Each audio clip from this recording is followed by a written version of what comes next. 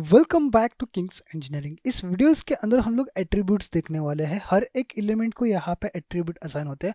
अगर आप यहाँ पे डिजाइन मोड में है और यहाँ पे कोई भी कंपोनेंट के ऊपर क्लिक करते हो तो उनके अलग अलग एट्रीब्यूट्स उसके ऊपर आ जाएंगे। जैसे बटन है तो बटन के कुछ अलग एट्रीब्यूट्स रहेंगे, जैसे इमेज है तो इमेज के कुछ अलग एट्रीब्यूट्स रहेंगे, टेक्स्ट है तो टेक्स्ट के कुछ अलग एट्रीब्यूट्स रहेंगे। हो सकता है टेक्स्ट में हम लोग फॉन्ट अप्लाई कर सके, तो वो सब चीज़ें यहाँ पे जो प्रॉपर्टीज रहती है वो यहाँ पे एट्रीब्यूट के अंदर आ जाती है। और नेक्स्ट थिंग हमारी सबसे इंपॉर्टेंट होती है यहाँ पे इनका आईडी। जैसे कि मैं यहाँ पे किसी भी एलिमेंट के ऊपर क्लिक कर रहा हूँ, इसके इमेज के ऊपर मैं क्लिक कर रहा हूँ तो आप देख सकते हो यहाँ पे एक आईडी असाइन है इसको। अगर मैं टेक्स्ट व्यू के ऊपर क्लिक कर रहा हूँ तो यहाँ पे आप देख सकते हो कि एक आईडी यहाँ पे असाइन है। एट्रीब्यूट पैनल्स में सबसे जो पहला वाला एलिमेंट है वो आईडी, और ये बहुत इंपॉर्टेंट है क्योंकि यहाँ पे क्या होता है, इस आईडी को हम आइडेंटिफाई करते हैं कोड के अंदर, और कोड के अंदर वहां से हम उसका रेफरेंस लेके इसके साथ जो भी ऑप्शन हमें परफॉर्म करना है, जैसे इसको सेट एक्टिव फॉल्स करना है, ट्रू करना है, इसका फॉन्ट चेंज करना है, टेक्स्ट चेंज करना है, या अगर हमारे कुछ इनपुट फील्ड है दो तीन, जैसे हो सकता है कि हमने लॉगिन फील्ड बनाई है, उसके साथ पासवर्ड फील्ड बनाई है, तो वो जो फील्ड है उसका अंदर का डेटा हमें एक बटन क्लिक के ऊपर अगर लेना है तो वो डेटा हम इस आईडी के हेल्प से ले सकते हैं। इसलिए ये आईडी बहुत इंपॉर्टेंट है। और यहाँ पे मैं एक चीज़ आपको बताऊंगा कि आईडी हमेशा यहाँ पे यूनिक ही रहता है, क्योंकि अगर दो एलिमेंट के सेम आईडीज यहाँ पे दिए जाए तो यहाँ पे एडिटर को समझ में नहीं आएगा, यहाँ पे जावा लैंग्वेज को समझ में नहीं आएगा कि ये एक्चुअली किसको असाइन करना है, ये आईडी किसका है। तो इसलिए आईडी यहाँ पे यूनिक रहेंगे, फर्स्ट चीज। अब यहाँ पे हम लोग क्या करते हैं कि यहाँ पे नेक्स्ट प्रॉपर्टी जो आती है लेआउट विड्थ और लेआउट हाइट, इसको देखते हैं। फॉर एग्जांपल अभी हमारा ये टेक्स्ट है, इस टेक्स्ट को अगर देखा जाए तो लेआउट विड्थ और लेआउट हाइट यहाँ पे असाइन की है। और ये रैप कंटेंट है। रैप कंटेंट यानी कि क्या, इसके ऊपर जो भी इमेज हम लोगों ने अप्लाई की है वो यहाँ पे फिट हो गई है। मतलब इसका जो साइज था, इस इमेज की जो साइज थी वो साइज यहाँ पे इसने ऑटोमेटिकली ले लिया है। अगर मैं इसके अंदर की कोई इमेज अगर चेंज करता हूँ, फॉर एग्जांपल मैं यहाँ पे ये स्टार वाला इमेज ले लेता हूँ, तो क्या होगा कि ये स्टार वाला की जितनी साइज है उतने साइज का वही इमेज यहाँ पे बन जाएगा। अगर मैं थोड़ा सा जूम करके आपको दिखाऊँ तो आपको पता चलेगा कि यहाँ पे स्टार आ चुका है। और ये स्टार का जो बॉक्स था, मतलब जो हमारा इमेज व्यू था, ये इमेज व्यू उस हिसाब से यहाँ पे रिसाइज हो चुका है। तो ये इंपॉर्टेंट क्यों है एक्चुअली इसकी प्रॉपर्टी इमेज की।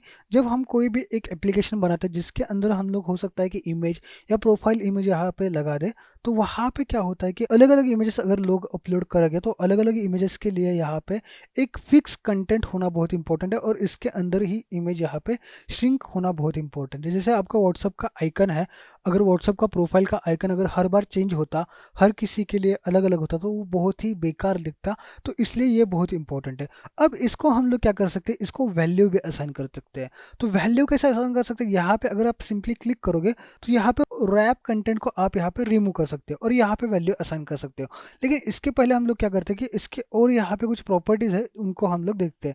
फॉर एग्जाम्पल यहाँ पे मैं इमेज व्यू के ऊपर क्लिक करता हूँ और यहाँ पे इस ड्रॉप डाउन के ऊपर क्लिक करता हूँ तो यहाँ पे मैच कंस्टेंट आ जाएगा। मैच कंस्टेंट आ जाएगा तो मैं यहाँ पे मैच कंस्टेंट कर दूंगा तो ये यहाँ पे 0 DP बन जाएगा। और यहाँ पे अगर आप लिखते हो मैच पेरेंट तो आपको यहाँ पे एक प्रॉपर्टी मिल जाएगी मैच पेरेंट। इसके ऊपर क्लिक करते हो तो आपका जो भी ये पूरा का पूरा व्यू है, ये इसका जो पेरेंट है इसको यहाँ पे मैच हो जाएगा। हालांकि यहाँ पे एक कंस्ट्रेंट हम लोगों ने मैंने ऐड किया था, इसको मैंने रिमूव कर लिया है और फिर यहाँ पे मैं इसको अटैच कर देता हूँ। अब आप देख सकते हो कि यहाँ पे ये इमेज हम लोगों ने क्या किया था कि हाइट मैच की थी, तो ये कम्प्लीटली यहाँ पे हमारे फ़ोन के स्क्रीन साइज को मैच हो चुका है। अब अगर मैं इसको विड्थ मैच करता हूँ, इसका जो कंस्ट्रेंट है, इसका विड्थ कंस्ट्रेंट यहाँ से निकल गया है, तो हमें इसको ऐड करना पड़ेगा। लेआउट विड्थ यहाँ पे मिल जाएगा, आपको लेआउट सर्च करना है, यहाँ पे ऐड करना है। अगर यहाँ पे गलती से आपसे रिमूव हो चुका है तो मेरा यहाँ से गलती से रिमूव हुआ था, अगर कोई भी चीज़ यहाँ पे रिमूव हो जाती तो आप इसको ऐड कर सकते हो। अब यहाँ पे मैं क्या करूँगा, इस विड्थ को भी मैं क्या करूँगा, मैच पेरेंट कर दूंगा, मैच पेरेंट। तो ये क्या हो जाएगा, मैच हो जाएगा अपने ये यहाँ पे फ़ोन को। लेकिन हम लोग ने यहाँ पे इसके कुछ कंस्टेंट ऐड करके रखे थे मैन्युअली, तो इनको मैं यहाँ पे रिमूव करता हूँ। फिर क्या करता हूँ मैं, इन डॉट्स को मुझे यहाँ पे असाइन तो करना पड़ेगा। जब मैं यहाँ पे बेसिकली रैप कंटेंट कर दूंगा हाइट और यहाँ पे रैप कंटेंट कर दूंगा इसकी साइज, तो यहाँ पे मुझे ये असाइन करने पड़ेंगे। अब यहाँ पे अगर मैं चेंज करता हूँ, मैच कर देता हूँ, तो ये मैच हो जाएंगे ऐसे। और इन मैच और रैप कंटेंट की हेल्प से आप लोग यहाँ पे एक बेसिक यूआई के कंपोनेंट्स हैंडल कर सकते हो। फॉर एग्जांपल आपको बैकग्राउंड रखना है किसी स्क्रीन के ऊपर, तो वो आप यहाँ पे दे सकते हो। यहाँ पे इमेज के ऊपर हम लोग ने एक सिंपल इमेज लगाई थी। अगर एसवीसी फाइल रहती है तो वो यहाँ पे हमें अच्छा रिजोल्यूशन देती है, यहाँ पे अच्छा आउटपुट देती है, इमेज हमारी यहाँ पे कटेगी नहीं, फटेगी भी नहीं। तो एसवीजी फाइल मैं आपको रिकमेंड करूंगा कि अगर आपके पास अवेलेबल है तो आप यूज़ कीजिए, जरूर यूज़ कीजिए उसको।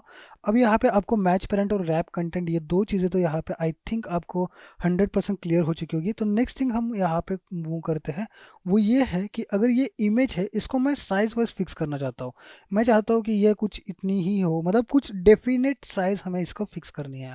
तो यहाँ पे पिक्सल्स में असाइन नहीं की जाती, या एक सिंपल नंबर भी अगर अगर आप असाइन कर दोगे, मे बी यहाँ पे असाइन हो जाएगा, मोस्ट ऑफ टाइम हो जाता है असाइन, कभी कभी यहाँ पर रेड भी दिखा देता है, बट यहाँ पे अभी तो असाइन नहीं हो रहा है। इसके पहले वाले एडिटर में यहाँ पे असाइन होता था। अब यहाँ पे अगर वो असाइन नहीं हो रहा है तो दैट्स ओके, अच्छी बात है। अगर असाइन होता है तो मैं आपको बताऊंगा कि प्रॉब्लम क्या आती है। अगर 40 मैं सिर्फ असाइन करता हूँ तो यहाँ पे हमारा कोड जब बिल्ड होगा तब हमें एरर मिलेगा कि इस लाइन पे प्रॉब्लम है, क्योंकि यहाँ पे डीपी, डेंसिटी पर पिक्सल, एंटर करना यानी कि असाइन करना बहुत इंपॉर्टेंट है। डेंसिटी पर पिक्सल बेसिकली क्या करता है कि आपके फ़ोन में कितने पिक्सल्स है उस काउंट के हिसाब से यहाँ पे आपका पूरा यूआई जो होता है वो रेक्टिफाई किया जाता है। डीपी यानी कि यहाँ पे डेंसिटी पर पिक्सल, आपके फ़ोन के अंदर कितने पिक्सल्स यहाँ पे है उस हिसाब से यहाँ पे ये वैल्यू असाइन होती है। इसका एक फॉर्मूला होता है, अगर आप थोड़ा सा डीप लर्न करना चाहते हो तो आप इसको गूगल पे सर्च आउट करना, डेंसिटी पर पिक्सल, और ये कैसे वर्क होता है पूरा आपको समझ में आएगा। बट अभी के लिए इतना समझ लीजिए कि जब आप एक यूआई डिज़ाइन करोगे आपको ये बेसिकली डीपी में असाइन कर देना है। और मैं आपको बताऊंगा कि आप जब डीपी में असाइन करोगे तो ये हर एक फ़ोन के रेजोल्यूशन के लिए कांस्टेंट रहेगा। तो यहाँ पे आपको और कुछ सोचना नहीं है। यहाँ पे पिक्सल आप लिख दोगे तो वो यहाँ पे असाइन नहीं होगा। अगर असाइन भी होता है तो बाद में यहाँ पे आपको एरर आ जाएगा जब आप यहाँ पे रन करते हो, और यहाँ पे उसका रिस्पॉन्सिव डिज़ाइन भी अच्छा नहीं बनेगा। तो ये हो गई यहाँ पे दो प्रॉपर्टी, आपकी बहुत इंपॉर्टेंट प्रॉपर्टी है जो लेआउट विड्थ और हाइट यहाँ पे आपको डिफाइन करनी पड़ती है। नेक्स्ट थिंग मैंने आपको बताया था, जैसे आपको आईडी का बताया था वैसे ही यहाँ पे और भी चीज़ें रहती है, जैसे एसआरसी कॉम्प्ट। एसआरसी कॉम्प्ट में बेसिकली क्या होता है, अगर एक इमेज है तो उसके ऊपर आपको एसआरसी कॉम्प्ट करके प्रॉपर्टी मिल जाएगी। तो ये बेसिकली क्या होता है कि ये बेसिकली आपके इमेज के अंदर क्या कंटेंट रहेगा वो यहाँ पे हम लोग असाइन कर देते हैं। तो ये अभी तो मैं लोकली असाइन कर रहा हूँ। लोकली इन द सेंस मैंने क्या किया, एक एप्लीकेशन के अंदर कुछ रिसोर्स फाइल के अंदर, फोल्डर्स के अंदर स्टोर करके रखा है, और वो डेटा यहाँ से मैं असाइन कर रहा हूँ। और वो डेटा यहाँ से असाइन करने की वजह से मुझे यहाँ पे वो डेटा यहाँ पे दिख भी रहा है। हो सकता है आपको यहाँ पे सर्वर से कुछ इमेजेस डाउनलोड करके असाइन करनी पड़े, तो वो भी हम लोग यहाँ पे सीखने वाले आगे जाके, बट अभी आपको इतने डीप लेवल पे नहीं जाना है। तो एसआरसी कॉम्प्ट है वो बेसिकली एक इमेज असाइन करने के लिए है। तो वैसे ही इसके साथ और एक प्रॉपर्टी आती है विजिबिलिटी। अगर ये कंपोनेंट है इसकी विजिबिलिटी हमें चेंज करनी है, फॉर एग्जांपल इसको इनविजिबल करना है, तो यहाँ पे ड्रॉप डाउन के अंदर आपको यहाँ पे प्रॉपर्टीज मिल जाएगी। तो ये इनविजिबल हो गया है। इनविजिबल का मतलब वहाँ पे उसका स्पेस तो एज इट इज़ रहा है, लेकिन वहाँ से वो चीज़ यहाँ पे गायब हो चुकी है। अब यहाँ पे मैं क्या करता हूँ, इनविजिबल की जगह गॉन करता हूँ। तो गॉन करने से क्या होगा कि वो चीज़ सीधा निकल जाएगी यहाँ से, और उसके साथ जो भी यहाँ पे कंटेंट के अंदर हम लोगों ने चीज़ें रखी थी वो अगर लिंक है तो उसके ऊपर वो इफेक्ट कर देगा। इस वीडियो के अंदर हम लोगों ने कंस्टेंट लेआउट यूज़ किया, जो कि हम लोग कभी यूज़ नहीं करने वाले। ये layout most of the time use नहीं किया जाता, अगर कहीं पे ज़रूरत है उसी पर्टिकुलर टाइम ये लेआउट यूज़ किया जाता है, but most of the time हम लोग अलग अलग लेआउट यूज़ करेंगे और उससे एक अच्छा रिस्पॉन्सिव यूआई डिजाइन करेंगे। अब इमेज कंपोनेंट के ऊपर की ये कंपोनेंट आपको पता चले। अब जो विजिबिलिटी वाला कंपोनेंट है हर एक बटन के ऊपर भी मिलेगा, टेक्स्ट व्यू के ऊपर भी मिलेगा, हर एक कंपोनेंट के ऊपर ये चीज़ मिल जाएगी विजिबिलिटी आपको। ठीक है, अब नेक्स्ट कंपोनेंट आते हैं हम लोग यहाँ पे टेक्स्ट के ऊपर। टेक्स्ट की अगर कुछ प्रॉपर्टी सर्च करते हैं टेक्स्ट, तो यहाँ पे आपको मिल जाएगी। ऑल कैप्स करना है, कैपिटल हो जाएगा आपकी सभी अल्फ़ाबेट्स। उसके साथ आपको टेक्स्ट का कलर चेंज करना है। हिंट एक प्रॉपर्टी होती है, अगर वो हिंट आपको चेंज करनी है तो वो सब चीज़ें यहाँ पे आपको मिल जाएगी। उसके साथ आपको फॉन्ट वगैरह अप्लाई करना है, टेक्स्ट का साइज यहाँ पे चेंज करना है, वो सब चीज़ें यहाँ पे आपको मिल जाएगी। अब नेक्स्ट चीज़ के ऊपर आते हैं हमारा बटन। तो बटन की भी अलग अलग प्रॉपर्टीज़ होती है। बटन में भी क्या होता है कि आपको टेक्स्ट चेंज करना है, फॉन्ट चेंज करना है, वो सब चीज़ें यहाँ पे अवेलेबल है। आपको बैकग्राउंड चेंज करना है वो भी यहाँ पे अवेलेबल है। अगर बटन के लेफ्ट साइड में आपको कोई आइकन यहाँ पे लगाना है तो वो भी पॉसिबल है, राइट साइड में लगाना वो भी पॉसिबल है। यहाँ पे अगर ड्रॉवेबल आप लेफ्ट और राइट ये सर्च करते हो तो आपको वो आइकन से यहाँ पे मिल जाएगी। अगर कोई एग्जैक्ट प्रॉपर्टी आपको अटैच करनी है इस बटन के ऊपर, इस इमेज के ऊपर, जो हम लोगों ने अभी तक देखी नहीं है, तो आप यहाँ पे गूगल करके इजीली फाइंड आउट कर सकते हैं कि उस प्रॉपर्टी को आपको कैसे ऐड करना है। फॉर एग्जांपल ड्रॉएबल राइट, ये प्रॉपर्टी है, तो ये प्रॉपर्टी बेसिकली क्या काम करेगी कि आपका जो पूरा बटन होगा या कोई भी एक फील्ड रहेगी, उस फील्ड के अगर राइट साइड में आपको यहाँ पे एक आइकन चाहिए। हो सकता है कि आप एक क्लिक कर रहे हो और वहाँ पे क्लिक का सिंबल दिखाना चाहते हो, तो वो आपको अटैच करना है। तो आपको ऐसा अगर डिज़ाइन बनाना है तो आप ड्रॉवेबल राइट लेफ्ट के अंदर कोई भी इमेज आप यहाँ पे असाइन करके वहाँ पे वो आ जाएगी। जैसे ये बटन था, देखिए, तो बटन का जो जो ड्रॉवेबल राइट था ये यहाँ पे असाइन हो गया। अभी यहाँ पे कंस्ट्रेंट हमारे प्रॉपर नहीं, इसलिए ये अच्छे से नहीं दिख रहा है, बट मैं आपको बस बताना चाहता हूँ कि ये भी प्रॉपर्टीज यहाँ पे मिल जाएगी। और वो प्रॉपर्टी अगर आपको सर्च करनी है तो आपको जो फंक्शनलिटी प्रोवाइड करनी है, आपको जो फंक्शनलिटी यूआई को अप्लाई करनी है, वो गूगल पे सर्च करिए। अगर हम लोगों ने यहाँ पे नहीं पढ़ी है तो डेफिनेटली आपको गूगल पे उसका आंसर मिल जाएगा और वहाँ से आप इजीली अप्लाई कर सकते हो। और उसके बाद भी आपको अगर सोल्यूशन नहीं मिलता तो आप हमें बेशक कमेंट कर सकते हैं, हम आपको डेफिनेटली यहाँ पे रेजोल्यूशन प्रोवाइड कर देंगे। नेक्स्ट थिंग आती है बटन के ऊपर का ऑन क्लिक लिसनर। इस बटन के ऊपर मैं क्लिक करता हूँ और यहाँ पे अगर मैं ऑन क्लिक सर्च करता हूँ तो ये जो फंक्शन है ये बहुत इंपॉर्टेंट है। ये ऑन क्लिक बेसिकली क्या करता है कि हम कोई भी बटन की फंक्शनलिटी एक मेथड के अंदर लिख देंगे जावा के अंदर, और जावा के अंदर की वो फंक्शनलिटी यहाँ पे अटैच कर देंगे तो वो ऑटोमेटिकली यहाँ पे कॉल हो जाएगी। तो ये कैसे करते हैं ये हम आगे देखने वाले हैं। आई होप आपको यहाँ पे ये कैसे वर्क करता है ये यहाँ पे समझ में आया होगा, तो आगे जाके वो चीज़ हम लोग देखेंगे।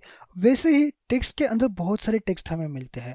तो प्लेन टेक्स्ट होता है, पासवर्ड होता है, पासवर्ड प्रोटेक्टेड है तो जब आप टाइप करोगे तो स्टार स्टार प्रिंट होता जाएगा, किसी को भी वो वर्ड यहाँ पे दिखेगा नहीं। तो ऐसे अलग अलग यहाँ पे टेम्पलेट यहाँ पे मिलते हैं हमें। अगर मैं प्लेन टेक्स्ट को यहाँ पे लेता हूँ तो प्लेन टेक्स्ट की जो दो इंपॉर्टेंट प्रॉपर्टी होती है वो तो एक टेक्स्ट होती है और सेकेंड चीज़ जो होती है वो हिंट होती है।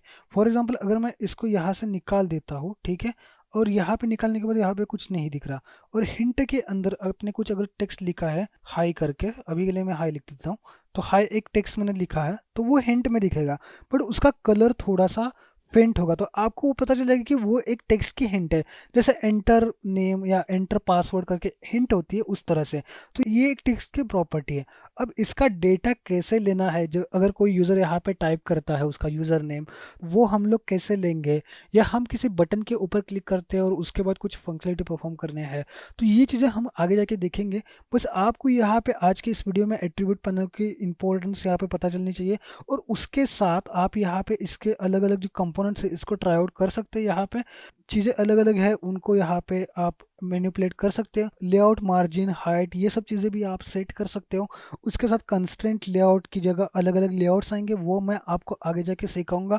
उन वीडियो को फॉलो करके हम लोग एक यूआई भी क्रिएट करेंगे। तो यहाँ पे जो बेसिक और इम्पोर्टेंट एट्रीब्यूट्स थे वो यहाँ पे क्लियर हो चुके होंगे। कुछ इम्पोर्टेंट यहाँ पे एट्रीब्यूट है जो कि layout margin, layout padding, layout width, height, ये जो कुछ प्रॉपर्टीज है वो आपको जस्ट एक यूआई के ऊपर यहाँ पे अप्लाई करके चेकआउट करनी है, और ये आपका एक टास्क है जिसके अंदर आपको ये सब चीज़ें यहाँ पे यूज़ करनी है। तो आई होप इस वीडियो में आपको एट्रीब्यूट के बहुत सारे कंपोनेंट्स क्लियर हो चुके होंगे। तो इस वीडियो में इतना ही था, मिलते हैं अगले वीडियो में।